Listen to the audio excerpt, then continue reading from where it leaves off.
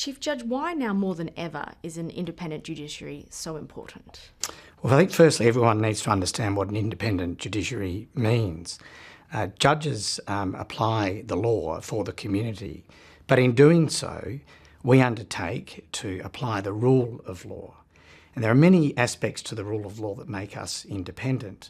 The rule of law requires judges to judge cases, to, for example, sentence people on the facts or the evidence before them, and upon the set of relevant legal principles which are before the judges.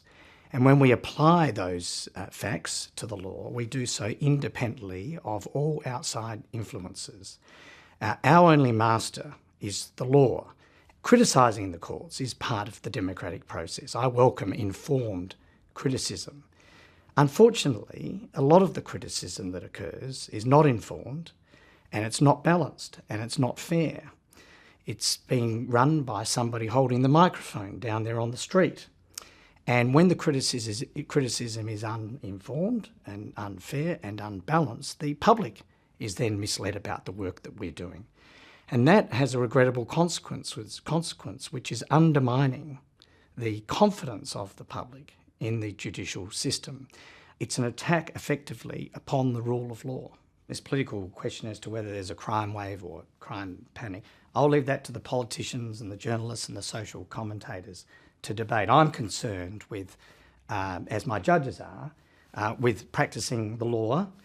We're concerned with applying the rule of law. And the fundamental principle of the rule of law is that we take people as they come to us as individuals. So why have you decided to speak out now, Judge? Because I think it's really important that the public be properly informed about what we're doing. It's their right to be properly informed about what we're doing. I've got no doubt that the public want to be educated about what we're doing. If you are an African offender, and certainly if you're an African youth of South Sudanese background from the western suburbs of Melbourne, rest assured your case will be reported upon. The media choose to report upon those cases. That creates an impression that our work, a very significant proportion of our work is taken up with African youths from the western suburbs of Melbourne. That's a false impression. In this court, we're sentencing 1,600 people a year, and only a tiny proportion of those sentences receive any media coverage. They're often the sensational, the salacious, or the apparently lenient. And so unfortunately, the public is left with this impression that they are the only sentences that we impose. There is a lot of anger in the community from people who think that the courts aren't being tough enough on youth offenders. Yes. What do you say to those people, particularly victims of crime? The victim plays a very significant role in sentencing. It's probably the most significant and the best development in the criminal law throughout the course of my career. I think there's a misunderstanding out there in the public that we sentence for victims and victims alone. We don't. Yes, they are a very important consideration in the sentencing process, but the rule of law requires a judge to sentence in the public interest.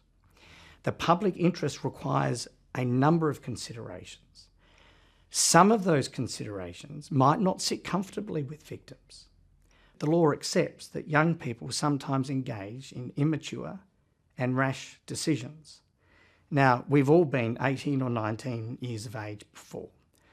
Many of us have children or grandchildren that age, or we know people that do.